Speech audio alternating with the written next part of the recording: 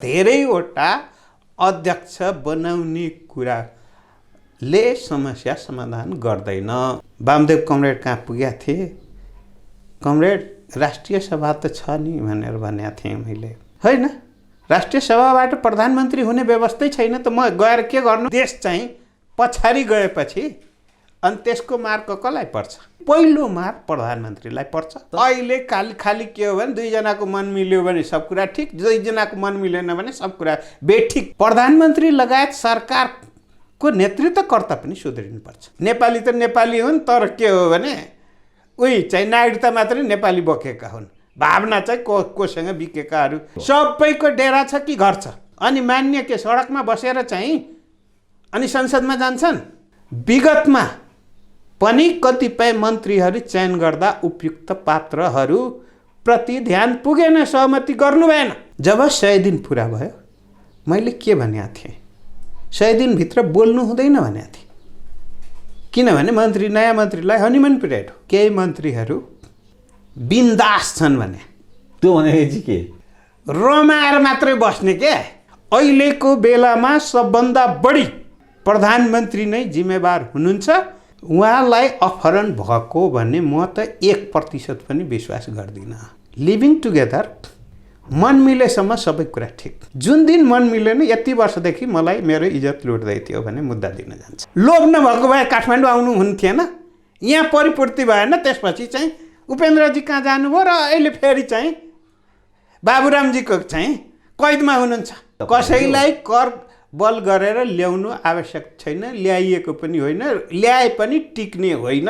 नेपालमा नि चर्का कुरा गर्नेहरू वर्षै पछि पार्टी फेरिरहेका छन्। मैले कहिलेकाहीँ कतिपय नेतालाई भन्छु, आज तपाईँको परिचय के भन्छ भने फेरि लाजमर्दो कुरा भन्नुहुन्छ भनेर। पण्डितज्यू, सरकारको नेतृत्व परिवर्तन हुन्छ कि हुँदैन, तपाईँलाई के लाग्छ?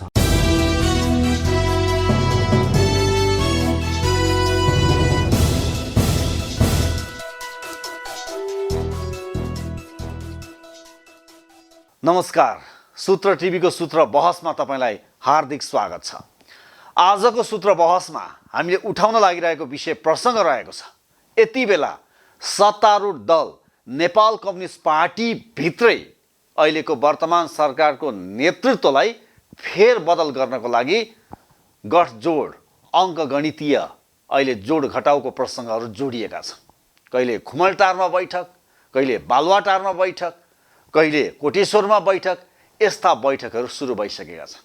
र हुँदाहुँदै चिनिया राजदूतले प्रधानमन्त्री केपी शर्मा ओली, नेपाल कम्युनिस्ट पार्टीका अध्यक्ष पुष्पकमल दाहाल प्रचण्ड र नेपाल कम्युनिस्ट पार्टीका वरिष्ठ नेता माधव कुमार नेपाललाई उहाँहरूकै निवासमा गएर भेटेका समाचारहरू पनि बाहिर आइरहेका छन्।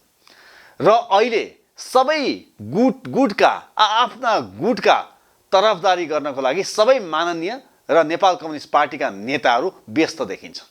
केपी शर्मा ओलीज्यूका गुटका नेताहरू प्रधानमन्त्रीज्यूले प्रधानमन्त्री पद र अध्यक्ष पद दुवै छाड्नु हुँदैन भनिरहेका छन्। यतातिर नेपाल कम्युनिस्ट पार्टीका अध्यक्ष पुष्पकमल दाहाल प्रचण्डज्यूका उहाँका गुटका माननीयहरू नेताहरूले अब प्रचण्डज्यूले सरकारको नेतृत्व गर्नुपर्छ भनिरहेका छन् भने यतातिर वरिष्ठ नेता माधव कुमार नेपालज्यूका गुटका माननीय नेताहरूले पनि अब मिलाएर अगाडि बढ्नुपर्छ भनेर भनिरहेका छन्। तर यति बेला माधव कुमार नेपालका गुटका माननीय नेकपाका नेता भनेर चिनिने, स्पष्ट बोल्ने अहिलेका पूर्व मन्त्री, अहिलेका सङ्घीय प्रतिनिधि सभाका सांसद लालबाबु पण्डितले भने एकहोरो भनिरहेका छन्, अहिलेको अवस्थामा कुनै पनि हालतमा केपी शर्मा ओलीको नेतृत्वको सरकार कुनै हालतमा परिवर्तन हुँदैन र अहिलेको जतिसुकै रणाको मचाए पनि सरकारको नेतृत्व कुनै पनि हालतमा परिवर्तन हुँदैन, म ठोक्वा दिन्छु भनेर अहिले लालबाबु पण्डितले मिडियामा, सञ्चार माध्यममा बोलिरहनु भएको छ। हो, आजको सूत्र बहसमा हामीले लालबाबु पण्डितले यसरी ठोक्वा गर्नुको पछाडिको कारण के हो, आजको बहसमा हामी यिनै विषयमा उहाँसँग हामीले बहस गरेका छौँ। अब हामी उहाँसँग गरिएको उक्त बहस यहाँहरू समक्ष प्रस्तुत गर्दैछौँ। लालबाबु पण्डितज्यू, सूत्र बहसमा स्वागत छ। धन्यवाद। पण्डितज्यू, अहिले जसरी मुलुकमा कोभिड-19 यो कोरोना भाइरसको महामारी छ, यसबाट कसरी सुरक्षित रहने भनेर विश्वलाई चिन्ता छ, नेपाललाई पनि चिन्ता छ, स्वाभाविकै हो। र सङ्क्रमितको सङ्ख्याहरू पनि दिनदिनै बढिरहेको छ। अवस्था त्यो छ र हामी लकडाउनमा छौँ। लकडाउनको कारणले विभिन्न किसिमका समस्याहरू, आर्थिक समस्या, सामाजिक समस्याहरू निम्तने त्यो खालको चुनौती र सम्भावनाहरू धेरै देखिएको छ, विज्ञहरूले भनिरहनु भएको छ। तर यति बेला सत्तारूढ दल र विशेष गरिकन सरकारको नेतृत्व गरिरहेका अहिलेको वर्तमान सरकार कुर्सी जोगाउने र भत्काउने यो गठजोडको लागि अङ्कगणितीय खेलाहरू, हिसाब किताब गर्ने यो खालको परिदृश्यहरू अहिले देखिनु यो बेलामा ठिक हो? यो खालको स्थिति किन आइरहेको छ भन्नुहोस् त? पहिलो कुरा त अहिले विश्व महामारीको रूपमा हामी कोरोनासँग जुझ्दैछौँ। लकडाउनको स्थिति छ र एक किसिमले भन्ने हो भने जनतामा त्राहिमामको स्थिति छ र सबैको ध्यान चाहिँ अहिले कोरोनाको यो विपत्तिबाट चाहिँ देश र जनतालाई कसरी चाहिँ सुरक्षित बनाउने, नेपालको अर्थतन्त्रलाई कसरी चाहिँ धान्ने र कोरोनाको यो अझै पनि अनिश्चितता छ। इन्डिङ त थाहा छैन अहिले हो, कति कस्तो कुन रूपको अझै जुन बढिरहेको सन्दर्भ भएकोले गर्दाखेरि यसबारेमा अझै बढी ध्यान केन्द्रित गर्नुपर्ने स्थिति, यसमा कुनै दुई मत छैन। सरकार सक्दो कोसिस गरिरहेको छ, पर्याप्त पुगेन न भन्ने कुरा हो। ठिक छ, त्यो पनि एउटा पाटो भयो पण्डितजी हो। तर अहिले त सरकारको नेतृत्व परिवर्तनको विषय त व्यापक बहस भयो नि त नेकपा। कुरा के हो भन्दाखेरि यो कोरोनाको महामारीको क्षेत्र चाहिँ राजनीतिक रूपमा प्रवेश गर्नु हुँदैन भन्ने नै मलाई लाग्छ अहिले पनि। र नेपालको राजनीतिमा कोरोनाको छिटा पर्यो, परिसक्यो भन्ने पनि मलाई चाहिँ थोरै अनुभूति भइरहेको छ। कोरोना इम्युनिटी पावर चाहियो, अब इम्युनिटी पावर चाहियो। अब अहिले भनि नै राखेका छन् कि कोरोनाको चाहिँ इम्युनिटी पावर भयो भने 80% कुनै औषधि उपचार नगरिकन निको हुन्छ। तर अहिले राजनीतिक रूपमा त्यो थोरै छिटा परेको छ, तर अहिले सम्हाल्नु पर्ने बेला नै भएको कारणले गर्दाखेरि र योभन्दा बढ्न दिनु हुँदैन। जसरी कि चाहिँ कोरोना देशमा चाहिँ कोही पनि एकजना व्यक्ति अहिलेसम्म आइसियुमा पुग्नु परेको छैन, न सामान्य उपचारबाट नै निको भएर फर्केका छन् वा उपचार गरिरहेका छन्, वा नयाँ भेटिएकाहरूलाई पनि त्यो उपचारले पुग्दो स्थितिमा छ। र नेपालमा आइसियुमा राख्नु नपरेको एउटा सुखद पक्षै हो। अर्को कुरा के हो भने कसैको पनि यसबाट ज्यान गएको छैन न, त्यो पनि एउटा सुखद पक्ष हो। तैपनि हामी आवश्यक तयारी, सजगतादेखि लिएर अनि WHO को गाइडलाइन, सरकारको गाइडलाइनलाई जनताले चाहिँ अहिले चाहिँ फलो गरिरहेको एउटा स्थिति हो। त राजनीतिभित्र पनि त्यसको प्रभाव पर्न थाल्यो भने त्यहाँ पनि गाइडलाइनहरूलाई चाहिँ फलो गर्नु जरुरी छ। त्यो गाइडलाइन के हुन्छ भन्दाखेरि सङ्कटको बेलामा एकता बढी आवश्यकता हुन्छ। अर्को कुरा के हो भन्दाखेरि सङ्कटको बेलामा सानातिना कुरालाई चाहिँ अलि पछि सङ्कट निवारण भइसकेपछि चाहिँ त्यो कुरालाई व्यवस्थित गर्नु राम्रो हुन्छ। भनेपछि अहिले आएका कुराहरू चाहिँ गलत बेमौसमी बाजा हुन् पण्डितज्यू? पुरै बेमौसमी त नभनौँ, तर यस किनभने यो जसरी अध्यादेश आएर अहिले फिर्ता जसरी भयो, अध्यादेश सँगसँगै धेरै खालका परिदृश्य देखे है पण्डितज्यू। संसारभरि नै के देखिन्छ भने प्राय अध्यादेश फेल हुनु हुँदैन र अध्यादेश ल्याइसकेपछि ब्याक हुनु हुँदैन, यो देखिन्छ। यदि संसदमा अध्यादेश चाहिँ फेल जुन बेला हुन्छ त्यो बेला सरकारले राजीनामा दिनुपर्ने स्थिति हुन्छ। त्यसमा अहिले केपी शर्मा ओली नेतृत्वको सरकारले राजीनामा दिनुपर्ने हो। अब अहिले अध्यादेश संसदमा पुगेन, अध्यादेश सरसल्लाह नगरिकन सिफारिसमा क्याबिनेटको निर्णयमा त राष्ट्रपतिज्यूले त जारी गर्नुभएको अवस्था त्यो गर्नुभएको, त्यसैले गर्दाखेरि संसद अधिवेशनभन्दा अगाडि नै फिर्ता पनि भइसकेको स्थितिमा थोरै गल्ती त भयो, तर के हो भने त्यो गल्तीबाट सचिने मौका पनि आयो। त्यसैले गर्दाखेरि एउटा पाटो त्यो हो। तर नेपाल कम्युनिस्ट पार्टीको लागि असाध्यै हितकर थियो अरे, पछि थाहा पाउँछन् हाम्रा नेता कार्यकर्ताले भनिरहनु भएको छ नि त प्रधानमन्त्रीजी। एउटा कुरा के हुन्छ भन्दाखेरि पछि थाहा पाउँछन् भन्ने यसको महत्त्वको बारेमा पछि थाहा हुन्छ भन्ने तात्कालीन परिणामले चाहिँ उल्टो रिजल्ट दिइसकेपछि कति पर्खिने कहिले हुने नि भन्ने हो। होइन, असाध्यै महत्त्वपूर्ण थियो अरे, एकदमै आवश्यक थियो अरे, कम्युनिस्ट पार्टीलाई झन् बलियो बनाउँथ्यो अरे।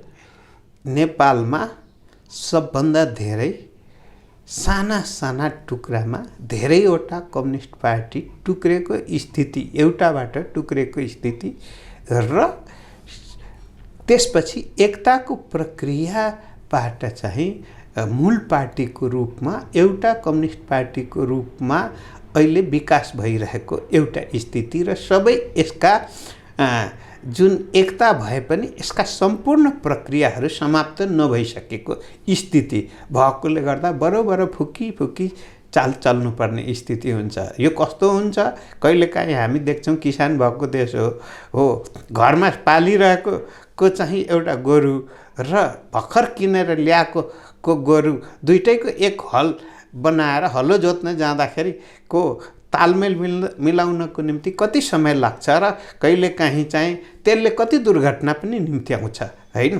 त्यस कारणले गर्दाखेरि यो स्थितिमा एकतिर शक्ति प्राप्त गर्यो कम्युनिस्ट पार्टीले, तर त्यो भित्रको आन्तरिक कतिपय कुराहरू समस्याहरू समाधान गर्न बाँकी नै रहेको एउटा स्थिति र अर्को स्थिति के हो भने नयाँ नयाँ सङ्कटसँग सामना गर्नु परेको स्थिति हो। त्यसले गर्दाखेरि चाहिँ कम्युनिस्ट पार्टी पनि गम्भीरतापूर्वक नेतृत्वले यसबारे सोच्नुपर्छ।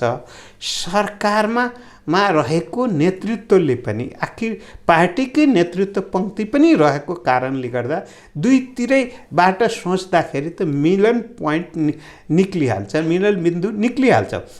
त्यस कारणले यो मिलन बिन्दु निक्लिनै नसक्ने स्थिति चाहिँ अब पनि मिलन बिन्दुको प्रसङ्ग जोड्नुभयो। अहिलेको मिलन बिन्दु हेर्दाखेरि जस्तो एका थरीले के भनिरहेका छन् भने प्रधानमन्त्री पार्टीका अध्यक्ष केपी शर्मा ओलीज्यूले प्रधानमन्त्री र अध्यक्षमध्ये एउटा पद छोड्नु पर्यो भन्ने एउटा एक थरीको त्यो खालको आवाज आइरहेको छ।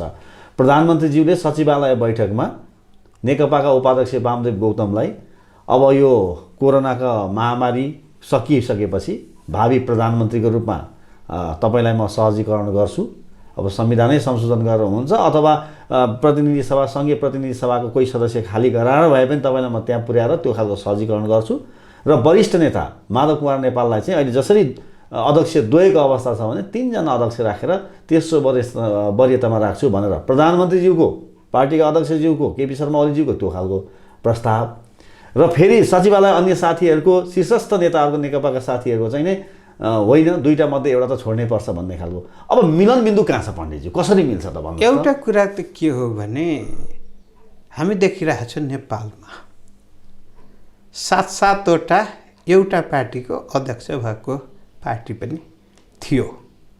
अब अहिले त त्यो सङ्ख्या पनि बढेर गयो, नेता नै।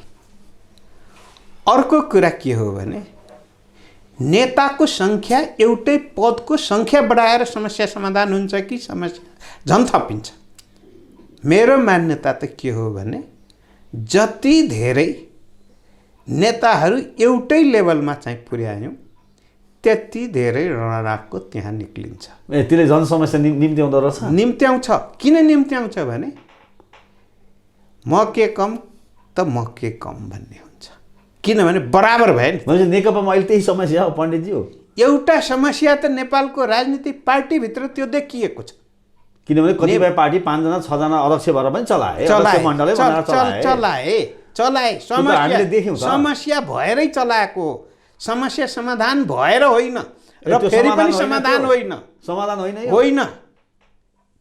यदि एउटै गाडीमा स्टियरिङ कतिजनालाई चलाउन दिने भन्ने स्थिति भयो भने कहिलेकाहीँ के हुन्छ भन्दाखेरि छेउमा चाहिँ रहेर एसिस्ट गर्छु भन्नेसम्म हुन्छ। तर को पाइलट जस्तै हवाईजहाजमा पनि हुन्छ को पाइलट बसिरहेको हो। तर सबै पाइलटै चाहिँ बसेर एकपछि अर्को अर्को चाहिँ प्लेनभरि पाइलटै राख्यो भने के हुन्छ? बस्न थाले भने त ककपिटमै बस्न थाल्यो भने के हुन्छ?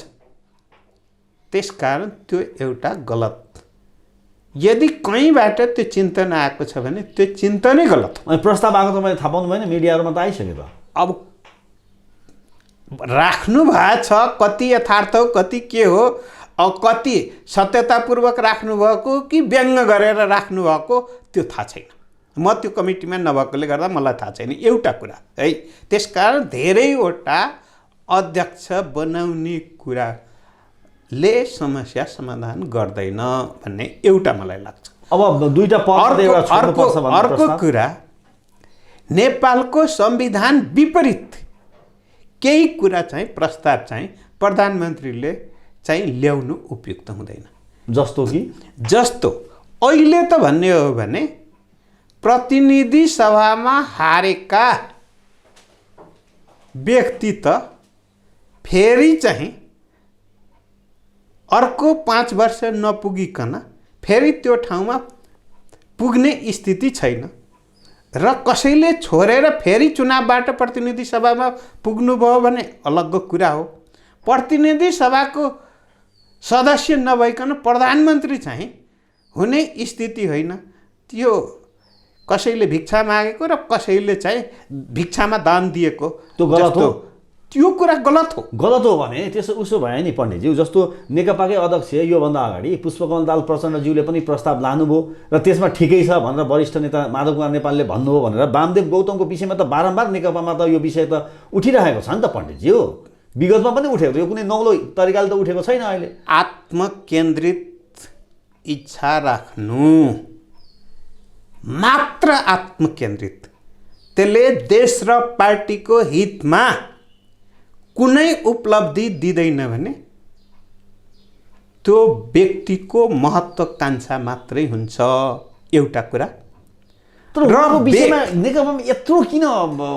व्यक्तिको महत्त्वाकांक्षालाई पुरा गर्नको निम्ति व्यक्तिलाई देशभन्दा माथि, संविधानदेखि माथि, पार्टीदेखि माथि, निर्णय प्रक्रियादेखि माथि अझै भन्ने हो भने राजतन्त्र त फाल्यौँ। किन फाल्यौँ भन्दा संविधानभन्दा माथि थिए र फेरि पनि संविधानभन्दा माथिको सोच, संविधान विपरीत सोच, आफ्नो महत्त्वाकांक्षाको कारण र कसैको महत्त्वाकांक्षालाई पुरा गरिदिने गरी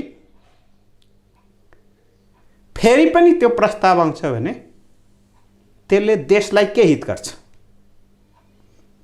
भनेपछि अहिले वामदेव गौतमको सेरोफेरोमा जसरी नेकपाको राजनीति बेला बेलामा घुम्छ, यो एकदम गलत हो पार्टीको लागि। त्यो आत्मकेन्द्रित, व्यक्ति केन्द्रित, त्यसले पार्टीलाई हित पनि गर्दैन, व्यक्तिलाई पनि हित गर्दैन। भनेपछि 5 वर्षसम्म उहाँको सम्भावना छैन, किन 2.5 वर्ष त बित्यो लगभग। अब 2.5 वर्षसम्म यो सम्भावना छैन र यसमा पहल गर्नु अथवा छलफल गर्नु बेकार हो पण्डितज्यू। खाली ठाउँ भयो भने, चुनाव लडेर आउनुभयो भने सम्भावना नभए त खाली ठाउँ त छैन नि त पण्डितज्यू। कसैले त राजीनामा दिन लगाउनु पर्छ। खाली ठाउँ कहाँ छ अहिले? छ र तपाईँको नजरमा? त्यो त छैन। अस्ति खाली भएको बेलामा पनि त जानु भएन नि। मलाई भन्नुहुन्छ भने म निर्वाचित भइसकेपछि पहिलो पटक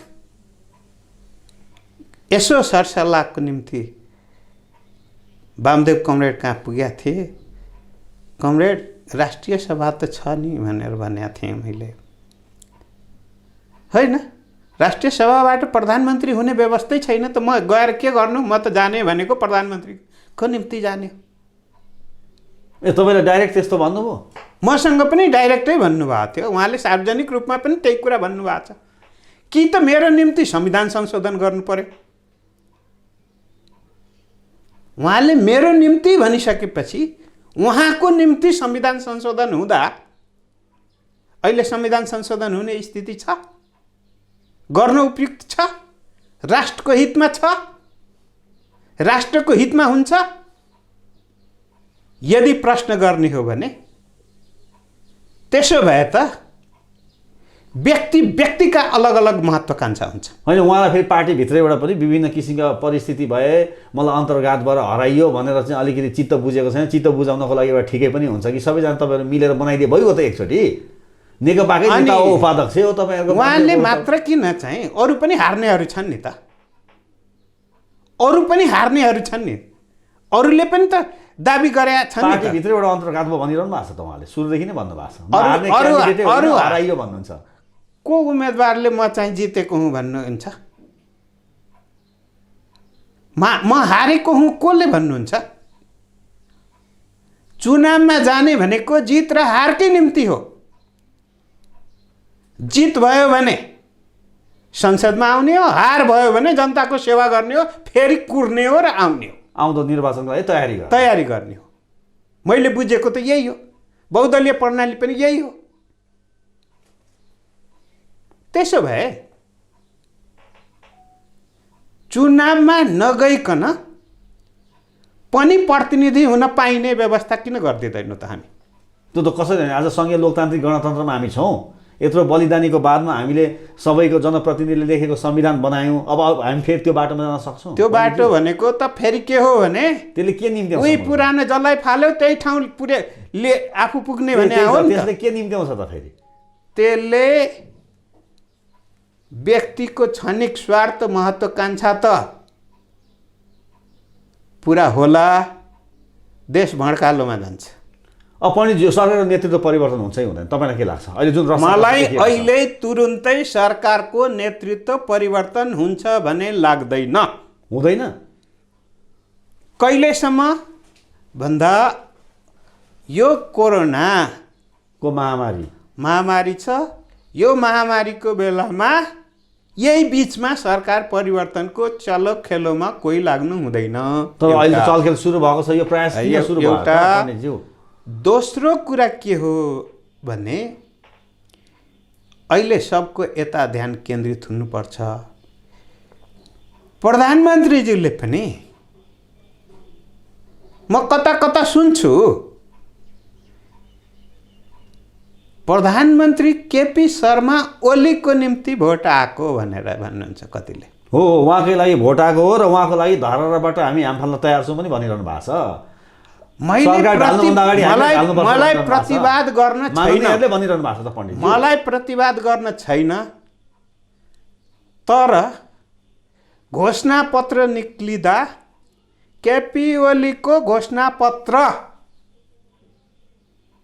भनेर निक्लेको हो कि नेपाल कम्युनिस्ट पार्टीको घोषणापत्र भनेर निक्ल्यो? होइन, मेनिफेस्टो त नेकपाकै भनेर निस्क्यो अथवा कम्युनिस्ट पार्टीकै निस्क्यो, आफ्नो ठाउँमा छ। त्यसो भए तर केपी शर्मा ओलीज्यू के पुरा गर्नको निम्ति चाहिँ, के पुरा गर्नको निम्ति सामूहिक वाचा भनेको त त्यो घोषणापत्र हो नि त। त्यो घोषणापत्रलाई म पुरा गर्छु भनेको हो नि, एक्लै पुरा गर्छु भने हो र? त्यो त के हो भने मेरो नेतृत्वको टिमले पुरा गर्ने हो र टिमवर्कमाथि म विश्वास गर्छु भने हो नि त। जब टिमवर्कमाथि विश्वास गर्छु र टिमवर्क नभएपछि, टिमवर्कमा कमी भयो भने, टिमवर्क हुनुपर्छ भन्ने कुरा उठ्यो भने, अनि मेरो निम्ति मात्रै भोट आएको कम्युनिस्ट पार्टीको निम्ति होइन भन्ने हो भने के हुन्छ? त्यस्तो स्थितिमा प्रधानमन्त्री एकतिर, कम्युनिस्ट पार्टी अर्कोतिर, संसद एकतिर, प्रधानमन्त्री अर्कोतिर, अनि सरकार अर्कोतिर, संसद अर्कोतिर, पार्टीहरू अर्कोतिर, अनि त्यो भनेको के हो भने त्यसले कुनै समस्या पनि समाधान गर्दैन र त्यसले कहाँ पुर्याउँछ भने फेरि पनि सबैलाई रसातलमै पुर्याउँछ। रसातलमै पुर्याउँछ। पार्टीलाई यसले समग्रमा ड्यामेज गर्न सक्छ। यो खालको ड्यामेज पार्टीलाई मात्रै होइन, पार्टीलाई त ड्यामेज गर्छ। सरकारमा रहेकाहरू केही दिन मात्रै रमाउँछन्, त्यसपछि देश चाहिँ पछाडि गएपछि अनि त्यसको मार्क कसलाई पर्छ? पहिलो मार्क सरकारमा रहनेलाई पर्छ, त्यसमा पनि पहिलो मार प्रधानमन्त्रीलाई पर्छ। त्यसमा पनि पहिलो मार कसलाई पर्छ? अहिले प्रधानमन्त्री कमरेड केपी शर्मा ओलीलाई पर्छ। त्यसपछि कसलाई पर्छ? कम्युनिस्ट पार्टीलाई पर्छ। पार्टीमा पनि कसलाई पर्छ भन्ने हो भने जो माथि हुनुहुन्छ नि नेतृत्वकर्ता, त्यसलाई पर्दै क्रमशः तल झर्ने हो। अब पण्डितज्यू, अहिलेको तपाईँले के भन्नु भने अहिले यो महामारीको बेलामा स्पष्ट रूपमा यो जुन जसरी कहिले खुमलटारमा बैठक, कहिले बालुवाटारमा बैठक, कहिले अब कोटेश्वरतिर पनि बैठकै बैठक, माननीयहरूको हस्ताक्षर सङ्कलन भनिएको छ, गठजोडमा लागि छ, प्रतिपक्षीहरू पनि सँग पनि एक तहको चाहिँ संवादहरू भइरहेका छन् भन्ने व्यापक खालका समाचारहरू आइरहेका छन्। यी समग्रमा अहिलेको अवस्थामा गलत हो र यो कोरोनाको महामारीको बेला यता ध्यान केन्द्रित हुनु हुँदैन र अहिलेको सरकारको नेतृत्व पनि परिवर्तन हुँदैन भनेर तपाईँले भन्दै जाँदा, तर यहाँ त आन्तरिक त भयो, तर अलिकति हेर्दाखेरि हाम्रै छिमेकी मुलुकहरू पनि चासो बढे जस्तो देखियो नि त। अहिले भर्खरै मात्र मैले समाचार हेरिरहेको थिएँ, चीनका राजदूतले पनि वरिष्ठ नेता तपाईँहरूको माधव कुमार नेपाललाई अनि प्रधानमन्त्रीज्यूलाई हिजै र त्यस्तै गरिकन पार्टीका अध्यक्ष पुष्पकमल दाहाललाई पनि उहाँहरूकै निवासमा उहाँहरूकै ठाउँमा चाहिँ गएर भेटिरहनु भएको छ भनेर विभिन्न खालका समीक्षाहरू भइरहेका छन्। भनेपछि चलखेल त वात्तै बढेर आयो नि त पण्डितज्यू। एउटा कुरा छ, पार्टीभित्र छलफल हुनुलाई मैले नाजायज भन्दिनँ। नेतृत्व पङ्क्तिले सबै कुरा सुन्नुपर्छ, राम्रो नराम्रो सबै कुरा सुन्नुपर्छ र सङ्कटको बेलामा यही नेतृत्व पङ्क्तिले एकता पनि गरेको, विभाजन पनि भोगेको हो, पीडा पनि भोगेको हो। सबभन्दा बढी पीडा सबै अनुभव छ। त्यस कारणले कम्युनिस्ट पार्टीलाई उहाँहरूले यसको साखलाई गिर्न दिनुहुन्न। मलाई एउटा विश्वास छ, पार्टी विभाजन हुँदैन, म एउटा विश्वासमा छु। अर्को कुरा के हो भने कम्युनिस्ट पार्टीका लिडरहरू पनि सुध्रिनुपर्छ र प्रधानमन्त्री लगायत सरकारको नेतृत्वकर्ता पनि सुध्रिनुपर्छ। नभए विधि र प्रक्रियाबाट चल्नै पर्यो। विधि र प्रक्रियाबाट कुनै कम्प्रोमाइज भएन। त्यसमा चाहिँ तर अहिले विधि र प्रक्रियाबाट चलेको छ त भन्नुहोस् त। अहिले खाली के हो भने दुईजनाको मन मिल्यो भने सब कुरा ठिक, दुईजनाको मन मिलेन भने सब कुरा बेठिक भन्ने यो तरिकाले यो विधि र प्रक्रिया त भएन नि त। भएन हो। त्यसकारण मेरो एउटा यो हो। अब अर्को कुरा के हो भने आफूभित्र घरमा झगडा गर्न थालेपछि अरूले पनि ताली त स्पेस त पाए हो। मसँग पनि कतिपय बेलामा फोन आउँछ, मैले चिन्छु। नेपाली त नेपाली हुन्, तर के हो भने उही चाहिँ नागरिकता मात्रै नेपाली बोकेका हुन्, भावना चाहिँ कोसँग बिकेकाहरूको पनि फोन आउँछ र होइन के हुँदैछ, टुट्ने भयो कि फुट्ने भयो, के भयो, सत्य कुरा बताइदिनु पर्यो भनेर भन्नुहुन्छ। हो, नेपाल बलियो नहोस्, स्थायित्व नहोस्, कम्युनिस्ट पार्टी छिट्टै समाप्त होस् र अझै भन्ने हो भने कसैलाई न कसैलाई आशीर्वाद दिएर ठोसोको रूपमा अगाडि सार्न सकियोस्, जसले गर्दाखेरि आफ्नो महत्त्वाकांक्षा, आफ्नो स्वार्थ पुरा गराउन सकियोस्, लागिरहेछ। तर त्यसकारण यो भेटघाटलाई मैले अनौठो मान्दिनँ। मूल कुरा के हो भने तर तपाईँलाई थाहा छ कि छैन, तपाईँलाई थाहा छ होला, समाचारमा आइसकेको छ। अहिले जिल्ला बाहिरका माननीयहरू पनि अहिले राजधानी आउनुभएको छ। त्यहाँ पनि विभिन्न खालका समूहले खाने बस्ने व्यवस्था गरेका छन्, किनभने अहिले त लकडाउनको स्थिति छ, सुत्ने खाने त व्यवस्था गर्नु पर्यो नि त। व्यापक चलखेल सुरु भइसकेको छ पण्डितज्यू। मान्यज्यूहरू मलाई नै भन्नुहुन्छ भने सबैलाई अहिले मलाई नै भन्नुहुन्छ भने अब सम्भवतः छिटै अधिवेशन हुँदैछ। मान्यज्यूलाई आफ्नो आफ्नो ठाउँको निम्ति बजेटको नीति तथा कार्यक्रममा आफ्ना एजेन्डाहरू पढुन्, राष्ट्रको एजेन्डा पढुन् पनि फेरबदल हुँदैछ। त्यस कारणले गर्दाखेरि म हिजै भने नि 3टा मन्त्रालयमा 2-2 घन्टा त म आफै छलफलमा बसेँ, मान्यहरूकै छलफलमा बसेँ। के नीतिमा के ल्याउनु पर्छ भनेर, बजेटमा के ल्याउनु पर्छ भनेर छलफलमा बसेँ। अनि मान्यज्यू चाहिँ अहिले चाहिँ कहाँ कुनामा कुन गाउँमा गएर कुन ठाउँमा गएर अनि घरमा झोक्रे हात राखेर चाहिँ अनि सरकार पनि ढल्छ अनि पार्टी पनि फुट्छ, अब रोएर बस्ने दिन हो र? त्यस कारणले आफ्नो सक्रियता देखाउने बेला हो। केमा देखाउने हो भन्दा गलत कुरा हुन दिनु हुँदैन भन्नेमा देखाउने बेला हो। केमा देखाउने कुरा हो? एकता बनाउने कुरामा देखाउने कुरा हो, समस्या समाधान गराउने कुरामा देखाउने कुरा हो। अब सरकारको नीति तथा कार्यक्रम आउँछ, त्यसमा चाहिँ आफ्नो कुरा परोस् भन्ने हो देश र जनताको कुरा परोस् भन्ने। बजेटको कुरा आउँदैछ। अहिले यो विषम परिस्थितिमा थोरै भए पनि बजेटहरू व्यवस्थित भएर चाहिँ पुग्ने कुरामा देखाउने कुरा हो। अनि यसलाई चाहिँ मान्य कहाँ बस्छ? को मान्यको यहाँ डेरा छैन? कतिको त घर छ, होइन नहुने पनि छन् अरे नि त, यहाँ घरहरू नहुने डेरा नहुने पनि छन् अरे त। डेरा नहुने मान्य कोही पनि छैन। यो गलत कुरा हो। त्यसो गलत कुरा हो। सबैको डेरा कि डेरा छ कि घर छ? सबैको डेरा छ कि घर छ? जति अहिले मान्य हुनुहुन्छ। अनि मान्य के सडकमा बसेर चाहिँ अनि संसदमा जान्छन्?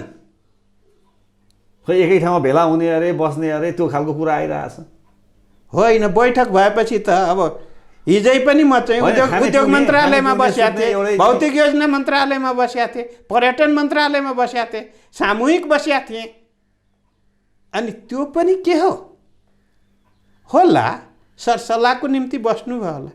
त्यो अपराध त होइन, अपराध गर्नु पो भएन, अपराधी बाटोमा लाग्नु पो भएन।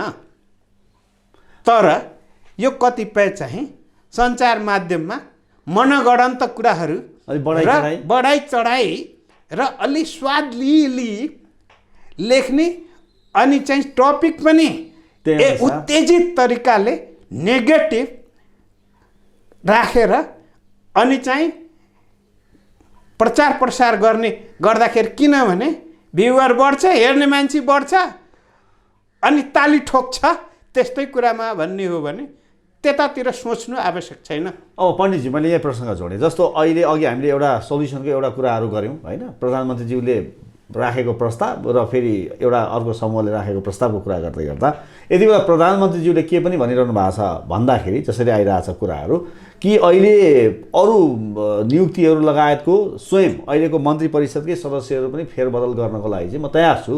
हिजो जे भयो अब त्यसमा अलिकति करेक्सन गरेर जाउँला। पार्टी अध्यक्ष या प्रधानमन्त्री छोड्ने कुरा, दुईटा मध्ये एउटा छोड्ने कुरालाई चाहिँ एकछिन बिर्सौँ, तर मन्त्री परिषद सदस्यहरू चाहिँ फेरबदल गर्न तयार छु भन्ने खालको प्रधानमन्त्रीजीको त्यो खालको कुरा एकातिर। अर्कोतिर चाहिँ त्यही अहिले मन्त्री परिषदकै सदस्यहरू, मन्त्रीजीहरू, केही मन्त्रीज्यूहरूले चाहिँ आफ्नो चाहिँ त्यही गुट चाहिँ तलमाथि गरे, फेरबदल गरे। त्यही भोलि मन्त्री परिषद सदस्यहरू चाहिँ तलमाथि हुँदाखेरि आफ्नो मन्त्रीको पदलाई सुरक्षित गर्नको लागि त्यो खालको चलखेल पनि सुरु भयो भन्ने खालका समीक्षाहरू पनि भइरहेका छन्। यसलाई तपाईँले कसरी हेर्नु भएको छ? एउटा त प्रधानमन्त्रीज्यूले नेतृत्व पङ्क्तिमा संवैधानिक र कानुनी हिसाबले सरसल्लाह गरेरै बढ्दा सबभन्दा उपयुक्त। यो यसमा कमी भयो विगतमा। सरसल्लाह भनेको सचिवालयसँग पार्टीसँग सरसल्लाह भन्नुभएको हो अथवा कोसँग सरसल्लाह भन्नुभएको?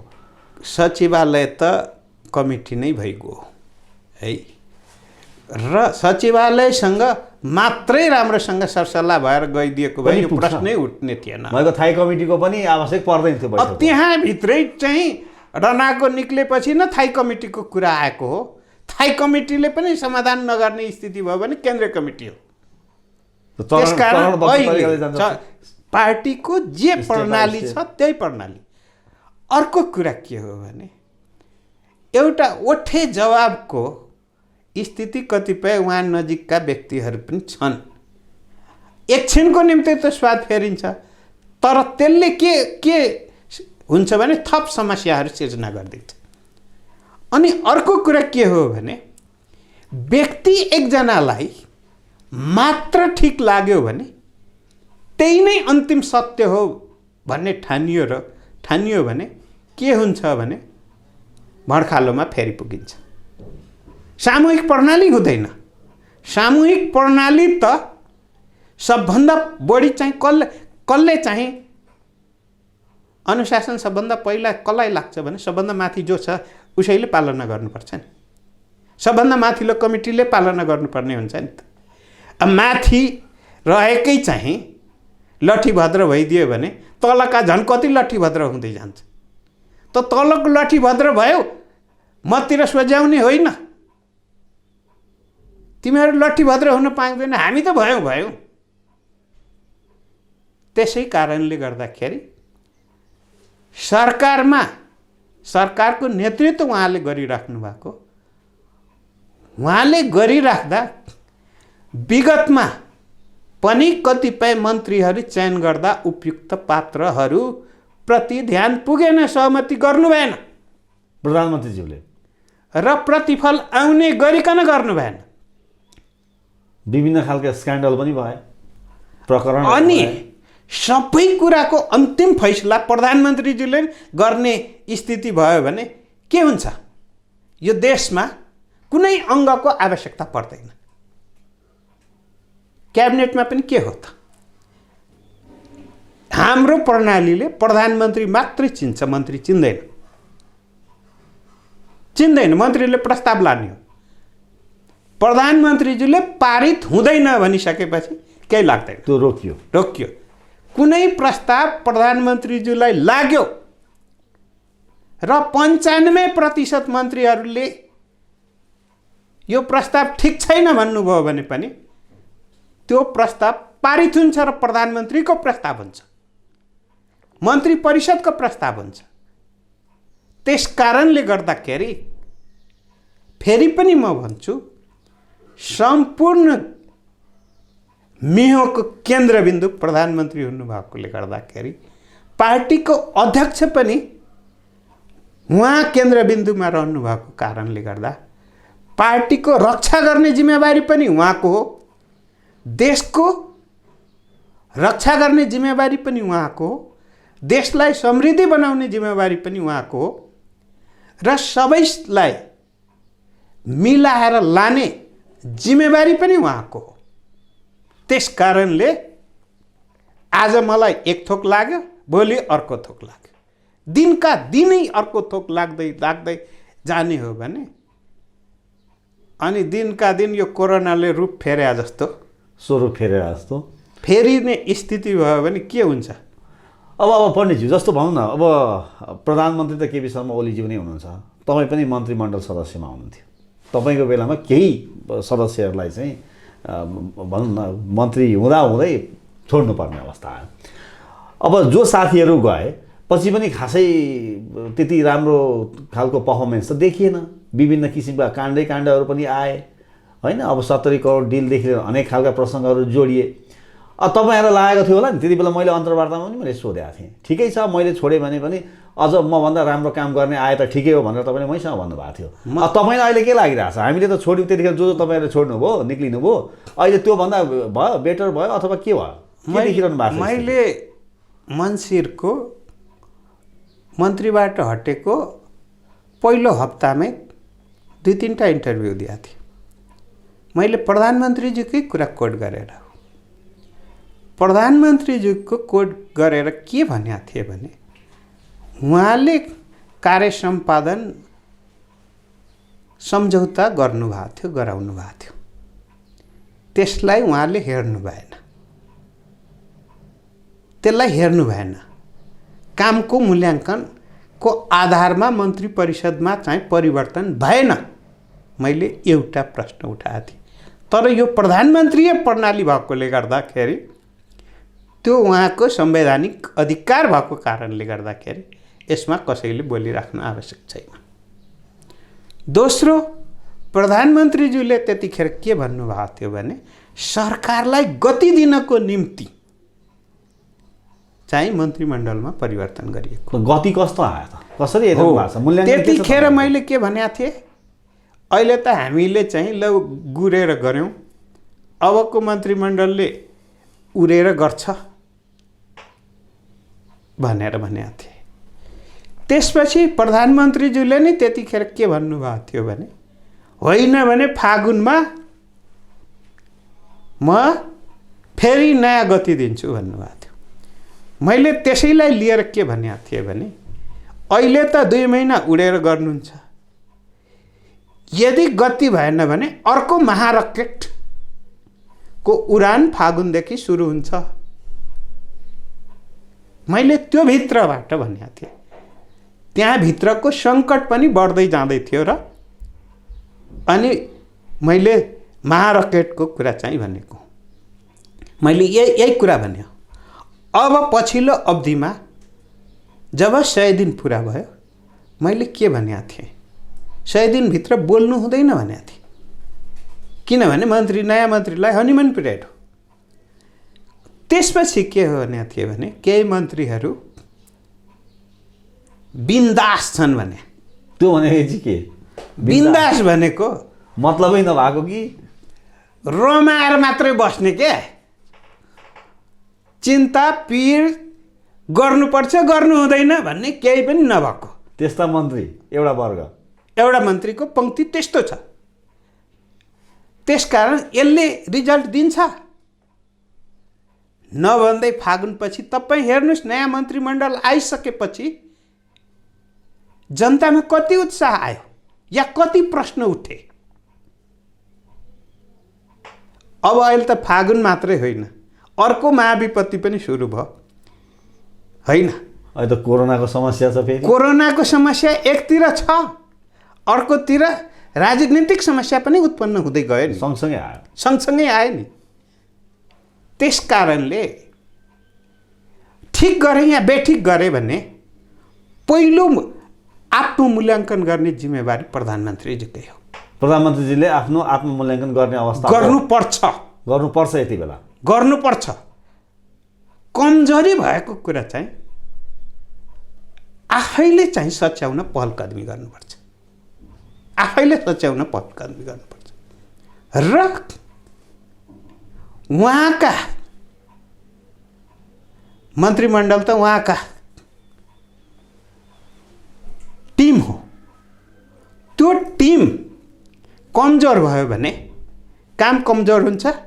काम कमजोर भयो भने प्रश्न उठ्छ, त्यसको प्रभाव जनतामा पर्छ।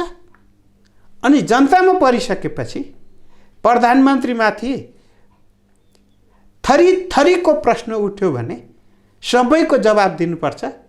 अनि कति जवाब दिइराख्नु भन्ने हो भने जवाबदेखि पिठो फर्काएर समस्यादेखि भागेर समाधानतिर नगइकन कहिल्यै कुनै पनि निकास ननिक्लिने भएकोले गर्दा अहिलेको बेलामा सबभन्दा बढी प्रधानमन्त्री नै जिम्मेवार हुनुहुन्छ र समस्यालाई समाधान गर्न पहल गर्नुपर्छ। व्यक्तिलाई केन्द्रबिन्दुमा राखेर होइन, देश र पार्टी, संविधान, ऐन कानुन र पार्टीलाई पनि संस्थागत संरचनासहित उहाँले आफ्नो विश्वासमा लिएर अगाडि बढ्नु बाहेकको विकल्प देख्दिन। पण्डितजी, मैले अर्को प्रसङ्ग जोडेँ। अहिले हामीले राजनीतिक सरकारको हामीले जोडघटाउको कुराहरू जोड्यौँ। पछिल्लो समयको घटनाक्रम जसरी आयो कि डाक्टर सुरेन्द्र यादव जो माननीय हुनुहुन्छ, पूर्व यो स्वास्थ्य राज्य मन्त्री पनि हुनुहुन्थ्यो उहाँ, कि उहाँलाई चाहिँ केही व्यक्तिहरू अहिलेका माननीय 2 जना किसान श्रेष्ठ, महेश बस्नेत र पूर्व प्रहरी महानिरीक्षक नेपाल प्रहरीका सर्वेन्द्र खनाल उहाँहरूले गएर ल्याउनु भयो र यो चाहिँ पार्टी फुटाउने त्यही अध्यादेशकै प्रसङ्गमा त्यहाँ जोडिन्छ फेरि। र केहीलाई चाहिँ नेकपामा प्रवेश गराउनको लागि त्यो खालको पहल भएको हो। नेकपामा प्रवेश गराउनकै लागि हो। कुन चाहिँ यस्तो एउटा राजनीतिक दल होला जसमा चाहिँ केही माननीयहरू चाहिँ प्रवेश गर्छु भन्दा होइन भनेर गेटमा ताला लगाउने कुन चाहिँ पार्टी होला? त्यस कारणले गर्दा हामीले प्रवेश गराउनकै लागि चाहिँ उहाँहरूलाई लिन गएको हो भनेर उहाँहरूले भनिरहनु भएको छ। तर अर्को जुन ग्रुप छ अहिले त जनता समाजवादी पार्टी भनेर निर्वाचन आयोगमा आवेदन पनि दिएको छ, के दर्ता गराएको छ निवेदन। अर्कोले के भनिरहेका छन् भने उहाँलाई अपहरण गरेर ल्याइयो, तर अपहरणको जाहेरी दिँदाखेरि माथिको आदेश अनुसार भनेर महानगरीय प्रहरी परिसर टेकुले पनि लिन मानेन, सरकारी वकिलको कार्यालय काठमाडौँले पनि लिन मानेन भनेर उहाँहरू मानव अधिकार आयोगमा पुग्नुभयो निवेदन लिएर। यो खालको घटना अहिले यो किन आयो र यो घटनालाई तपाईँले चाहिँ कसरी हेर्नु भएको छ? पहिलो कुरा त अपहरण भन्नुभएको छ।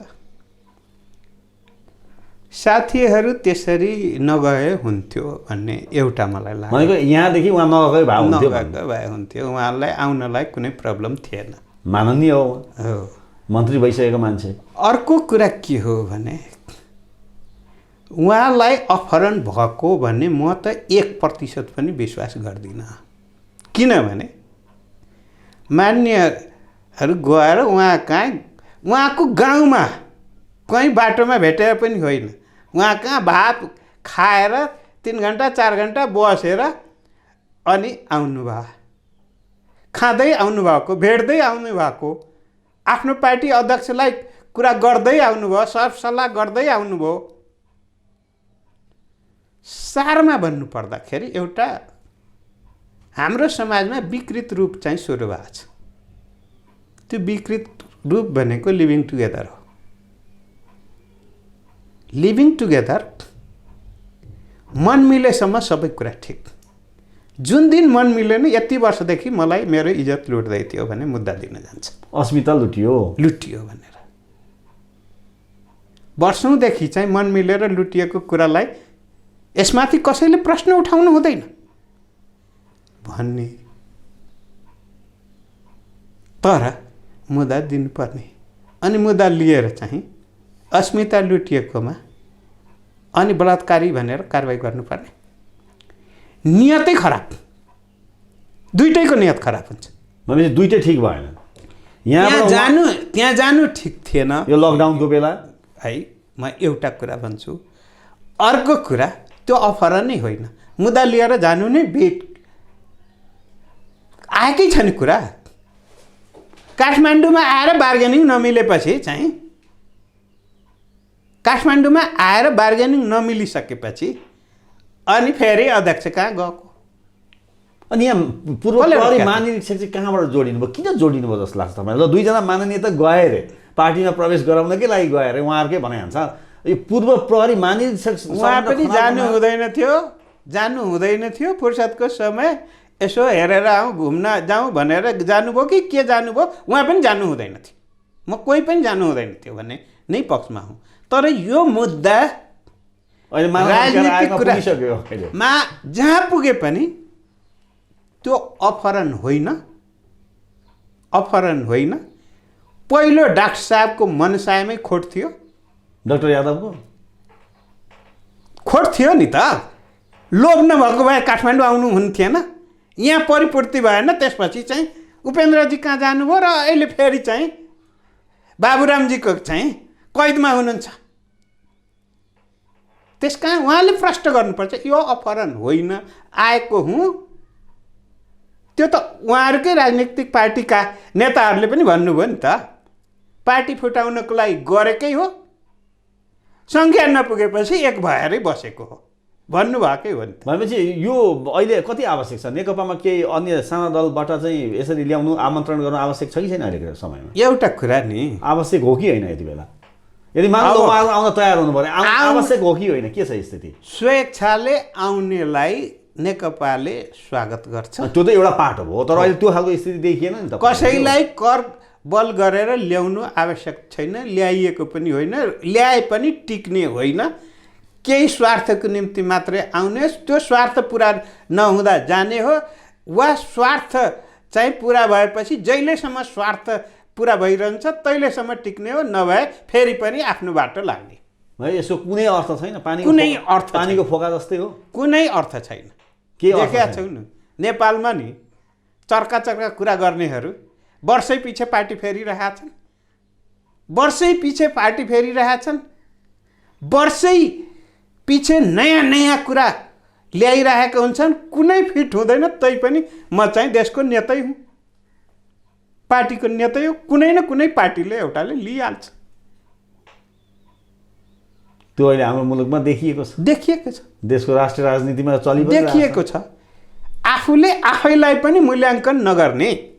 मैले कहिलेकाहीँ कतिपय नेतालाई भन्छु, आज तपाईँको परिचय के भन्छ भने फेरि लाजमर्दो कुरा भन्नुहुन्छ भनेर। किनभने देशको कुनै पार्टी नै बाँकी छैन जुन पार्टीमा नपुगेको होस्। अनि आज आजको परिचय के भन्ने भने उसैलाई लाज लाग्छ भने अरूलाई कति लाज लाग्छ होला। अब जस्तो अब अहिलेको परिदृश्यमा अब तपाईँले सोल्युसन कहाँ देख्नु भएको छ? अब हामीलाई त्यो बताइदिनुहोस्, सोल्युसन, समाधान कहाँ देख्नु? अब बैठक बस्छ र बैठक बसिसकेपछि गम्भीरतापूर्वक बैठक बस्छ र मलाई बैठकबाट निकास निक्लिन्छ भन्ने लाग्छ।